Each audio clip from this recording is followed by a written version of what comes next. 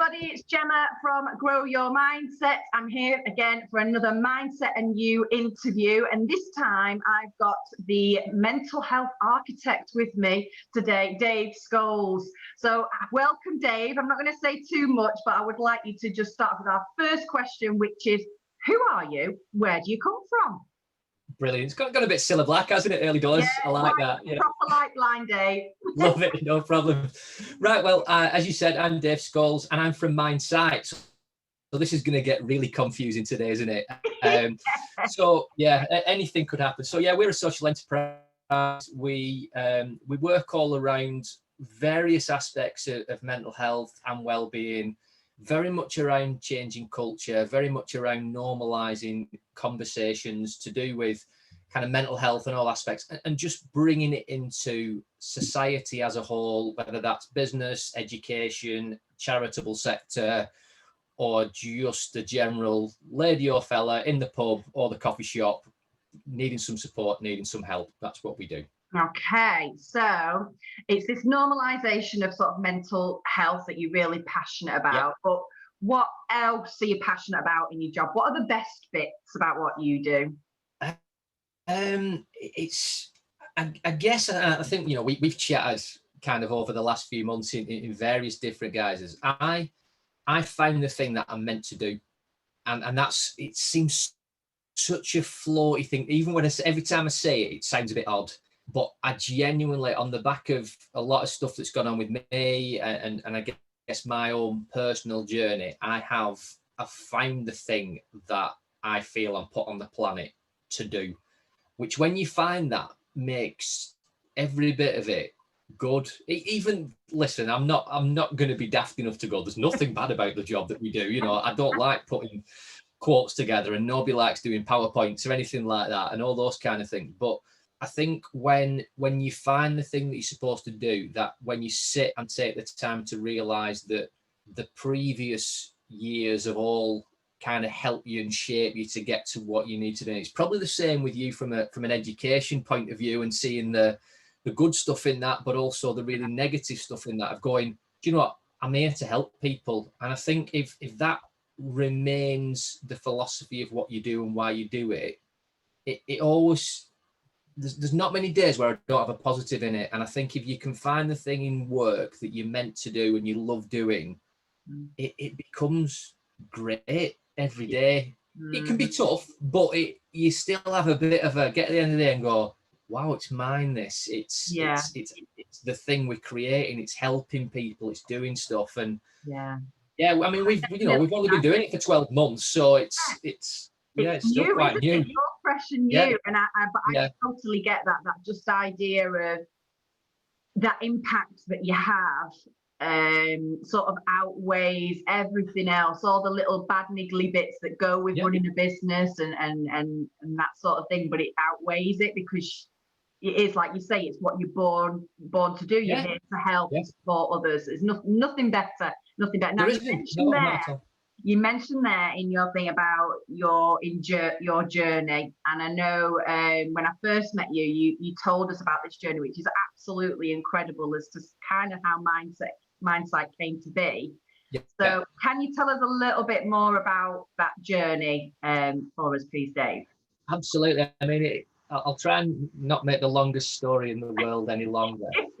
So my background is that I set up a creative design business kind of 15, 16 years ago with my brother, called Freckle, which obviously is free marketing for a ginger lad.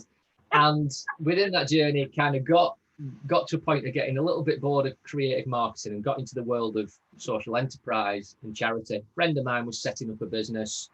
They'd done all the usual charitable things of getting people that wanted to help people in the mix, got a bit of funding, but had done nothing with marketing or anything of that nature. And he said, do you fancy just getting back involved with something to do with people? Because that's what I loved about the creative industry. It was about me sitting with customers and finding out what they wanted to achieve and helping them to achieve it. And again, as we're saying, then, you know, you don't realize sometimes where the things that you do actually fit into that. I wasn't interested in print, and I wasn't really that interested in websites. I just wanted to help people create something that helped their business grow. So got into this kind of charitable world, and I was doing some volunteering myself for another charity at the time that was supporting men primarily through all sorts of crisis situations using sport as a hook. So I went into this new charity, this new job on the first day and said, oh, look, I know you do befriending. I know you do these kind of things. I'm volunteering here. This would be a brilliant thing because you're not working with this particular target group. So the MD went, okay, you want to do it, crack on. And I'd never done anything like that before. I'd volunteered and somebody else had led. So within about 6 months, we'd set up 2 centres to support this project. And I ended up with this very strange world of a creative marketing business and delivering crisis support for ex-offenders and recovering addicts and guys that were going through homelessness and loss of job. And the 2 worlds seemed miles and miles apart. It was all a bit odd for quite a while, but I loved both aspects equally. And then in the midst of that, 9 years ago, as you know, I lost my best mate to suicide, which just sent me left field. It was just, as you can imagine, it was horrendous. I just didn't know what to do with that, and ended up on this journey of my own mental health. You know, I guess I've always been quite an anxious individual, but a lot of the things that maybe had stemmed under this came out more with me trying to work through this situation of losing somebody so close. You know, as my best mate at uni, I didn't see him as much, but when we saw each other, it was, you know, weddings and parties and things, and it just came left field. You know, it was life and soul of the party, and I had this journey of conversation with myself of going, what could I have done differently? Yeah. If I'd have said that then, would this have saved his life effectively? And as I started to do all this kind of stuff, I learned a lot more in and around mental health and well-being through my own journey and professional support and having great family and friends around me, and just conversations over coffees and beers with mates that just said, Dave, I don't know what you're going through, but I'm here for you. Yeah. But in the midst of that, I was working with these lads that didn't have the same support network as me. You know, they didn't have family, they didn't have friends. You know, I'd sat in doctor's surgeries with lads that were getting told things, and I knew that if I walked out the door, they had nobody, and they couldn't process the information because they were too ill. You know, if somebody sits in your office self-harming and you ring a crisis team and ask for support and they tell you it's not a crisis, you've got to do something. Yeah. And I got stuff right and I got stuff wrong. And as we developed this journey, I kind of came across a lot of other businesses and social enterprises primarily and charities that were doing things for well-being, whether that was in school or whether it was in the charitable sector, whether it was in business, and got an opportunity to deliver some stuff with some large businesses. So I know you've done some work with the Co-op. We did something with the Co-op a couple of years ago where we just brought a lot of these different organizations together to deliver some stuff around culture. I didn't want to be workshop. I didn't want to be, let's just teach Barbara in HR to be a mental health first aider, and then she's got to go and save the world for 40 blokes in manufacturing that have never spoken about mental health ever. Yeah. But in my journey, I've looked at all the stuff that had worked for me and all the stuff that hadn't, thought, I think I want to do this differently. And it just welled, Gemma, honestly, it got to a point of going, I don't think I can not do this. Yeah. Because there's something in me that needs to change this horrendous situation into something positive. You know, I talk about legacy a lot. I want this to succeed because something good has to come out of something tragedy. So tragic. Yeah, absolutely. So it's although it's quite new Mindsight, it's the more I've sat down, and I think the more that people have reflected over lockdown, as I've done, the more I've realised actually this is shaped over probably the last 9 or 10 years to kind of get it to where it is today. Yeah. It's really interesting because obviously you've had this experience of your own mental health, and Emma touched on that in our interview when we did cover my bubble. And then I've just been speaking to Jackie Beer as well, and her husband, unfortunately, was subject to suicide when she was in her 20s, 30s. And it's so interesting how each of you have seen it as, let's make sure something good comes of this terrible situation, whether that's helping others or supporting loved ones or whatever it is. I just find that absolutely inspiring, and I'm sure other people will do as well. Now, you mentioned marketing in like the sort of where you started, really, and I love this because I want you to tell us a bit about roast and toast now, because this is where I think your marketing fits in so well with the roast and toast. What's it all about? Right. Okay. So I planned to start Mindsight back in November of last year. So this point last year, I got this lovely little plan to carry on doing some freelance work, which we were doing in the charitable sector. I kind of create this nice little business of freelancing to support a variety of different organisations in managing assets and developing their staff team to upskilling, all sorts of different marketing. And it all kind of ended in about a week. So I had this lovely plan of doing that. I'll reduce the amount of time I'm doing on the freelancing to carry on doing Mindsight, and I'll build this nice business over 6 months, and we'll launch in March. And all the organisations we're working for were trying to get funding to get somebody in to do the job that I was doing on the short term. And it all came in the same week. And they all very politely went, right, we don't need you anymore. I was like, all right.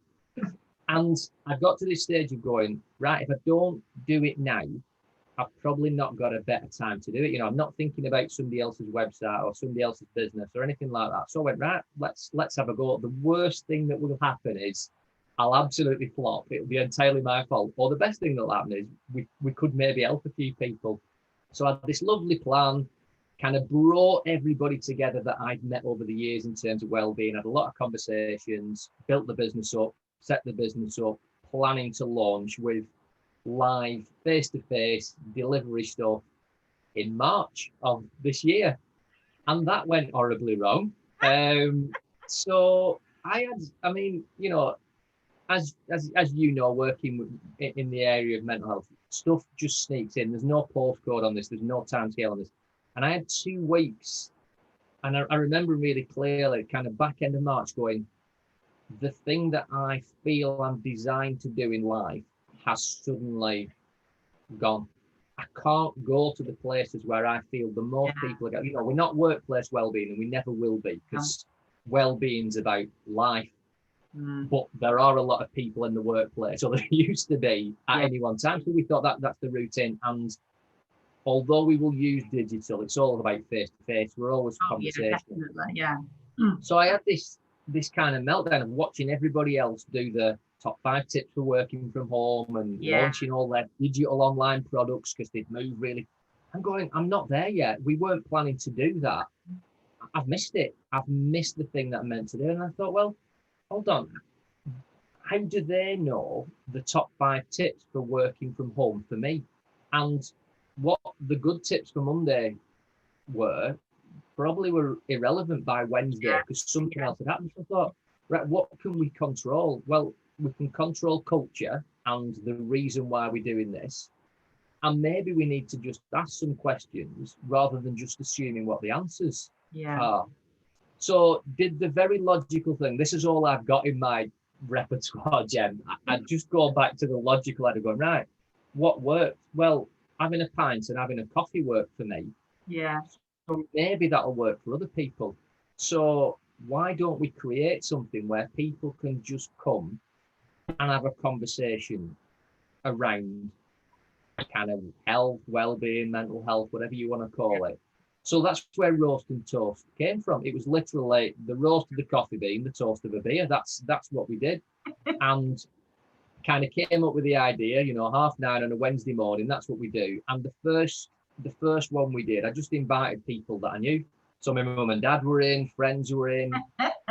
My pal that died, his sister came and I invited her because I really wanted her to see what we were doing and to get it and to kind of, I needed her okay. I needed her okay to go, this is not, because you do have imposter syndrome. I'm going, right, am I using this situation for my own benefit? And she's like, no, you're not. You've got to, I start off with this going, I want to save the world, and I genuinely mean it. And I'm not going to stop until we do, whatever that looks like. And whether that's one person's world or the whole world, I don't really mind. So I thought, right, how do we create this thing where people are going to be open?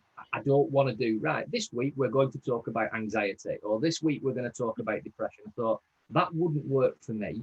I go out, have a pint with a mate before a game of football or before going to watch some football, and we just talk about life. I thought, right, how do we create that comfort, but obviously in a forced environment? So I thought, right, I'll just tell my story.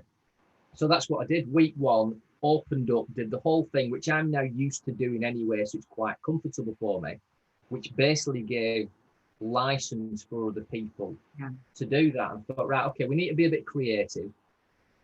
We need to come in and introduce a topic. I wanted to not be the authority on it, but I wanted to guide people in a direction and just provide them with tools and options and maybe our thoughts around what we've been through as me as an individual, me as a team, that might help somebody. Not to say these are the things that you must do, but this is the journey we went on. This is what worked. This is what didn't work. A few little tools and tips and a bit of a challenge for the week. So I just needed it to be a little bit more relaxed than maybe some of the stuff that I'd seen. So we changed the topics of what we did. So we did courage the other week.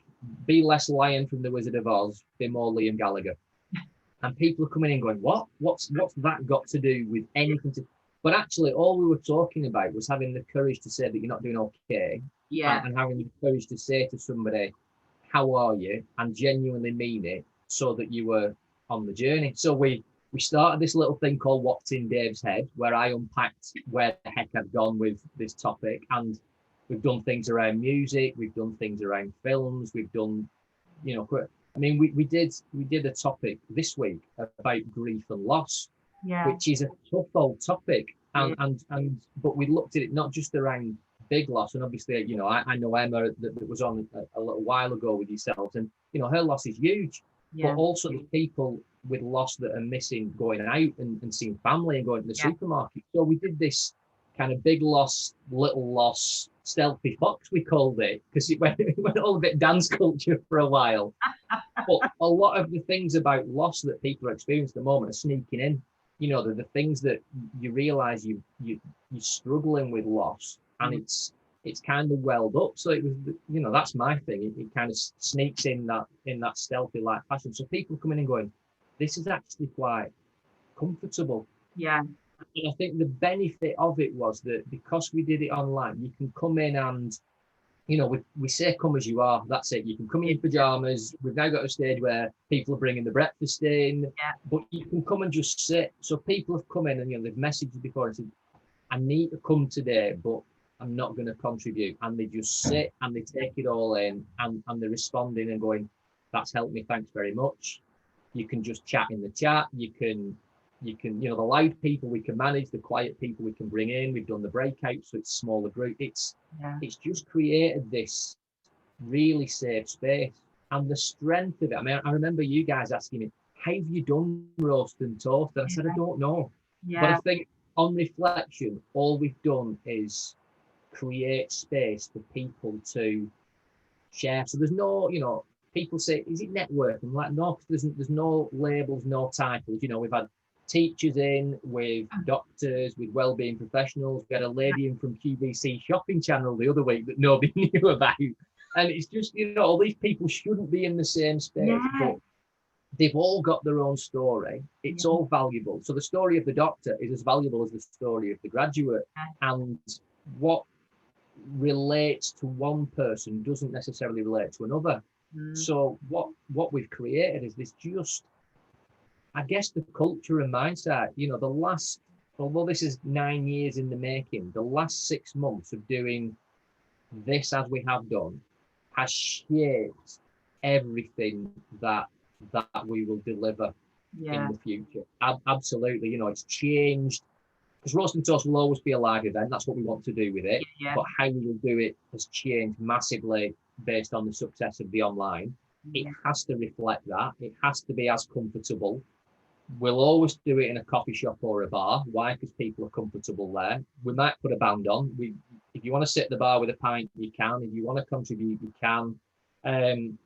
But it's also shaped how we'll actually deliver this stuff into the workplace and into charity, because it will always be about connecting. You know, we talk about the 6 connections of care and all this kind of stuff. It will always be about those underlying things that allow people to support the people around them without being a professional, but knowing where the professional support is. And yeah, the last 6 months, we've just done that. You know, we've done the hashtag 52 stuff. We're popping just things out all the time that just come into my head, really, and they seem to be landing.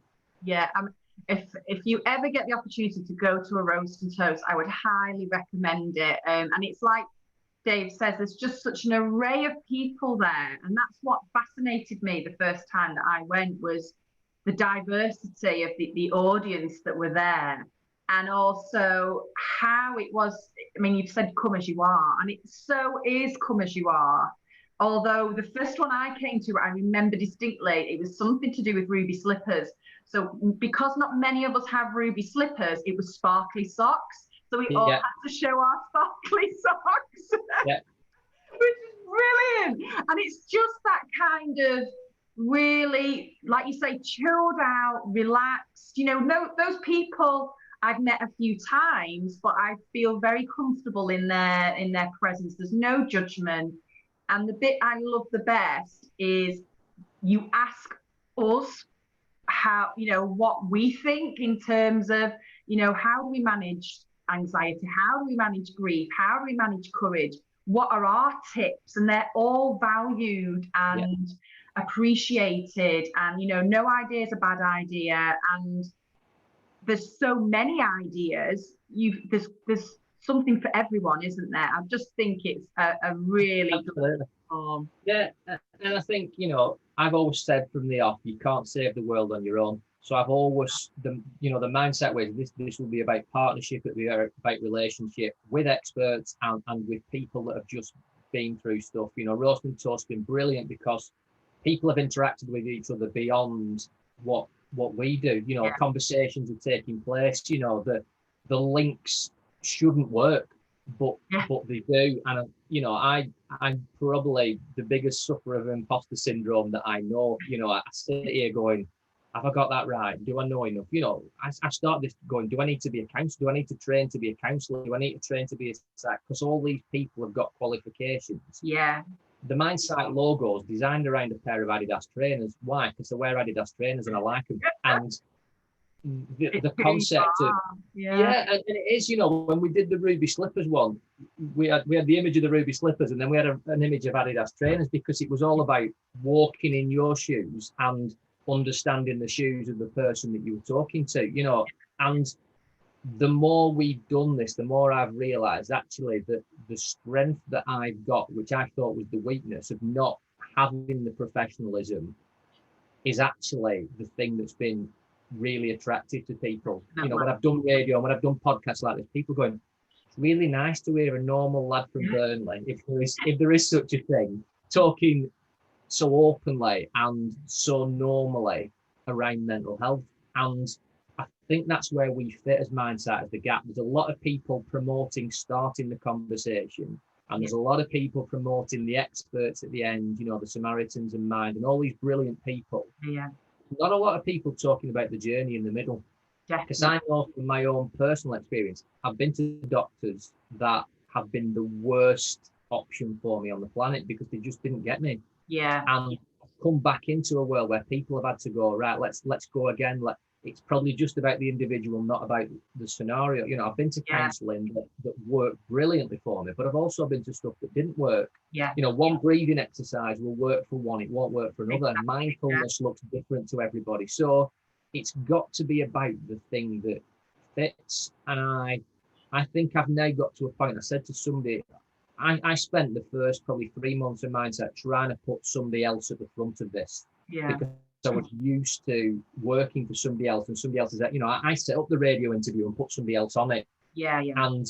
And it took me about 6 months to get to the point of going, as everybody kept saying, Dave, it's yours, you've got to front it. Nobody else can sell this like you. And I'm going, I believe in it. It's not that I don't believe in it, but I don't want to be that. I'm not.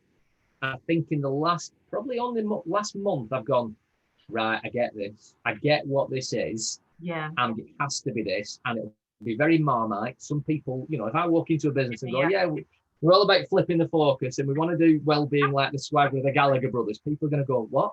But actually, when you break it down, it's not, the swaggery stuff isn't around cockiness. It's about educating head to know the stuff, but engaging the heart to switch on and do it, because it takes a lot of guts to say you're not doing okay. And we're just trying to come into that space, which I think is massive, that I think people aren't focusing on, and saying to people, it's okay to start this conversation and work through it together. I mentioned 6 connections before. That's our really simple thing that we put into place. The idea being that everybody that we speak to, so today, and everybody that's watching this, I saw a thing around 6 degrees of separation. I don't know whether you're familiar with that. It basically said you six connections from anybody on the planet. Separation sounded a bit nasty. I thought we'll make it into something that seems a little bit better. So technically, in 6 connections, you can help anybody on the planet. I like the idea of being able to help Beyonce in 6 conversations. That floats my boat. I think, anybody that you can help, brilliant. But I thought, no, it needs to be more local. It needs to be closer. So what if we encourage every person that we speak to, whether it's a delivery or to you today, to go and have 6 positive conversations around mental health with people in their world. So, it might be to say that you're not doing great, and just to let people know that, can they be there for you? It might be the other way around, to say to people, look, I'm here for you if you're not doing great. Or it might just be, I picked this thing up today on this course thing that we did around mental health and well-being. It's really working for me. Yeah. Maybe you can try it. So that's what we've done. We've just done all that kind of stuff that sits in the background and created, I think, the best brand I've ever created for anything ever, because it's just cultural and normal. It's attracting people. Roast and Toast now is bringing people in every week that I've never met. The first few weeks I was kind of going, come on friends, come and help us with this. I thought it'd die in 4 weeks, and there's people finding it on LinkedIn or finding it through 6 connections or #52 that we're doing all these kind of things, and people are going, but coming in on week 1 going, this is brilliant. And I'm like, good, thanks very much. It's absolutely incredible. Now we're sort of coming on to the big C now, because we are very passionate about what we do, and there are a lot of connections between your philosophy and ours, whether it be in education, whether it be in business. And obviously we've been faced with March, which obviously affected you in terms of, where do I go now with Mindsight, because I wasn't expecting this coming. Has there been any other challenges that have crept up because of COVID and lockdown, and that have sort of affected either your mindset or family? And how have you overcome those challenges? I think my biggest challenge has been me. I think in all of this, I've created something that's a lot bigger than me, and I didn't mean to. It was an accident. But I think I've gone through I've gone through a massive journey myself over the last 12 months, probably in a very different way, as much as I have over the last kind of 9-10 years, of this being so important to me. But you get those days where you're going, it's not working. I've messed it up. And getting those days of not wanting to do this on your own, and when you say the things like, we are about partnership, I've had to learn to work differently.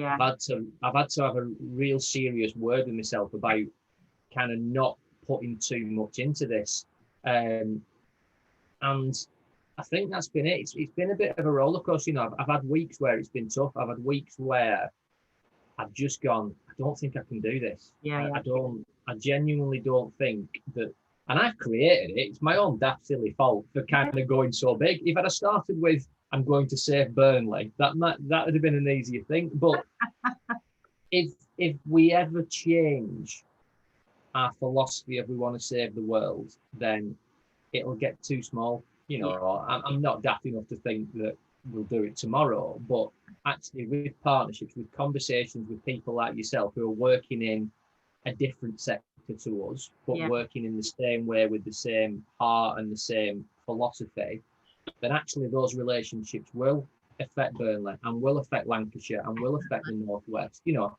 I've had to fight that a lot, and as I said with all the other stuff, I've had to tap back into the things that really helped me through my previous journey in and around mental health, and that's taken me back into some stuff that maybe I didn't want to go back into. But what I've realized is I've still got the great family, and but what I have got now, which has been really different, is all these people within the roast. And I mean, we've had 250 odd people come through Roast and Toast in the last 20 weeks or whatever we've done. There's people that have come into this that are now friends that I didn't know 6 months ago, that have only come through this because of what we're doing. And, you know, on the days where I go, this is too big, I've got my own 6 connections. I've had, you know, I'm practicing what I preach. I have to. I've got people that give me a kick up the backside. I've got people that give me a cuddle. I've got the people that go, Dave, you're doing, this is okay. Whatever your head's telling you, because that's the worst thing, isn't it, with mental health? You can't get to a point where you can focus on things. And people are going, you are doing this well. Whatever you're telling yourself, and you've got to go back and reflect on things. And, you know, as the sun disappeared and the rain turned up and everybody got the usual syndromes that you get when the weather turns, but with the fact that you can't go out and see people, you can't do all these things, you know. And I think that's what's been my biggest challenge in all of it. The Mindsight stuff has never not excited me, and it's doing things I didn't eat. I mean, honestly, in the next 3 months, some of the stuff we're about to throw out is so left field. I don't think it's even left field. You know, as the Friends quote says, I've crossed the line. I've gone so far over the line, I can't even see the line anymore. But that's always remained really exciting. But it's been this: can you front it? Have you got enough in it? Have you got? Can you do this? And you have to go back to your 6 connections. You've got to go back to self-care. You know, our model is I, we, and us. If you're not doing okay, you can't help other people. And if you've got somebody alongside you, then actually as a group, you can go and help the all. You know, we want this to go into community. We want to be able to do big stuff, but that will only come from me being okay and the people around me being okay. Definitely. Then you can start to take stuff on, can't you? You know, that'll always be our philosophy. So biggest challenge, me, and I think it probably always will be. And do you know what? I do not think you are on your own with that one at all. And I think, you know, it's been good for you to kind of share that, because I know there'll be people watching or listening to this that'll be thinking, do you know what? It's me as well, but I've been a bit too scared to say so. But you know, you've been able to articulate that, and it's again that this is normal. This is what's happening every day. We need to have these conversations about mental health, and this is why you've come in a year. So where is Mindsight going to be in 5 years' time? What are you going to have conquered the world by then? Do you think, Dave? Do you know what? If we carry on building relationships like we are doing, maybe so. Maybe so. I think it will be heading in the right direction.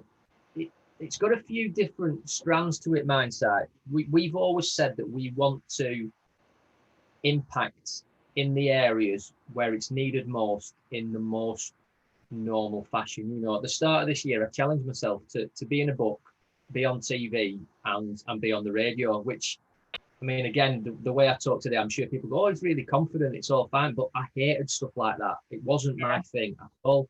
So I'm classing this as TV. There's a screen and I'm going with that. But I've been in the book and I've been on radio and I actually love it. I love the conversation. And I've done a lot of video stuff, you know, as you do with your social media. I hate doing the solo stuff. It feels totally unnatural. Yeah. This I like. So my heart for Mindsight is that the 6 connections model that we've got is the thing that works. Yeah. You know, in 5 years' time, somebody comes back and says, you know, somebody talked to me about 6 connections and it changed the way I do things. It changed my family. It changed a decision maybe that I was going to make that would have been extremely negative to something that gave me a bit of hope, that stems back to a conversation with a lad from Burnley. Brilliant. But I guess my heart for Mindsight is that those, in 5 years' time, those 6 connections, conversations will be happening, and I don't know anything about them. Because if I don't know anything about them, it's working. So yes, we'd like to impact the business world. Yes, we'd like to get into education. I've got a real heart to get into the sporting arena and support that, because that's, again, another passion of mine. You know, even only recently, you know, you're seeing situations where there's a young lad taking his own life because he's been released by a football club. That's not right. That's not, for me, something that's acceptable in society. And in 5 years' time, we'll be bigger, but we'll have another massive plan, because the amount of stuff that's happened in the last 12 months, if that happens every 12 months for the next 5 years, I haven't got a clue what this is going to be, but we'll stick to what we know. Roast and toast will still exist if people want it. The cultural model will still underlie what we're doing, you know, and I think I'm really open with this. I'm really open in terms of partnership, but I'm also really open in what it becomes, because we talk about flipping the focus, and if workplace well-being in the traditional sense isn't what people need, then we won't do it. You know, if this needs to be delivered in a coffee shop, then that's what we'll do. If it needs to be in a supermarket, that's what we'll do. So I think what we've learned over the last number of months is the culture is the most important thing about Mindset. What the product is, for want of a better word, is a bit irrelevant. Because if you get the culture and you get your brands, everything that we deliver and however we deliver it will be the same. We'll have the same ethos. It will be about people over profit for a business. Yeah. But it'll be about people all the time in wherever we go. And wherever we can shout loudest, that's what we're going to do. So watch this space.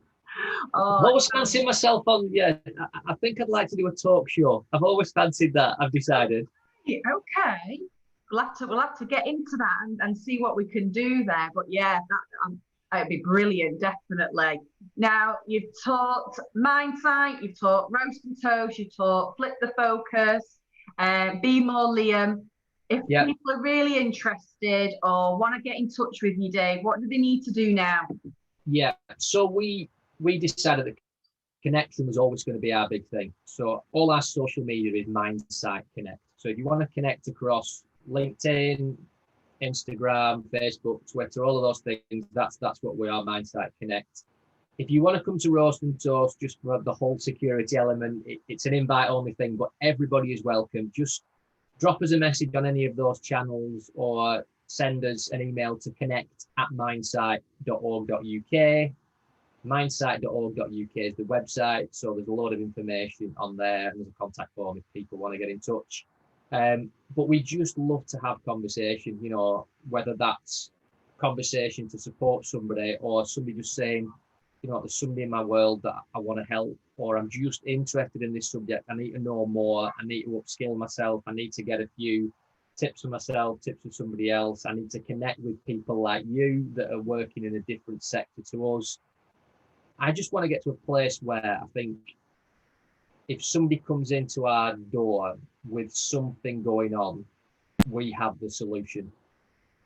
You know, and I'm not saying we'll pinpoint, but we'll have so many options and so many people around. We'll be able to say, you know what, this person's brilliant at that, go and have a conversation. This person's brilliant at that, go and have a conversation. Yeah. We want to give people choice. I'd like to be the pick and mix of well-being. If you come through the door you don't walk out the door without us being able to say, this will help you on your journey, whether that's step 1 or step 26, and we'll always be here when you come back. That's our offer. You know, we've just launched this ambassadors thing. We launched 20 people, you know, 20 people that I didn't really ask to do this. It was people that just said, what can we do? How can we talk about mindset more? We love roast and toast. It's the only thing in our diary. What can we do to help? I said, right, okay, let's talk about this a lot. So we launched 20 ambassadors a few weeks ago. We've got 30,000 different views on LinkedIn. I couldn't create that on my own. I haven't got that level of influence. But what I've realized is different people influence different people. So if we can just help people to be that conversation of care with friends or family, you know, the kids, the lads in the pub, whatever it is, then I think that's what we'll always do. That'll be our role. And it's, like you say, roast and toast is a brilliant space. If nothing else, it's a great start for Wednesday morning. I think it'll get too big soon and we'll have to do a few, so there'll be other options. Who knows? I don't know. I didn't expect to have a business called Roast and Toast, but I think we'll probably have to put a freelance model in for that as well, and live shows and on tour, and you know, the ideas are there. It's exciting, definitely. Well, I will definitely be seeing you at a Roast and Toast very soon. Thank you so much for today. It's been absolutely brilliant talking to you about your vision and your journey and whatnot. So you go and take care. Have a wonderful day, and we will catch up definitely very, very soon. You too. Thanks, Gemma. Appreciate it.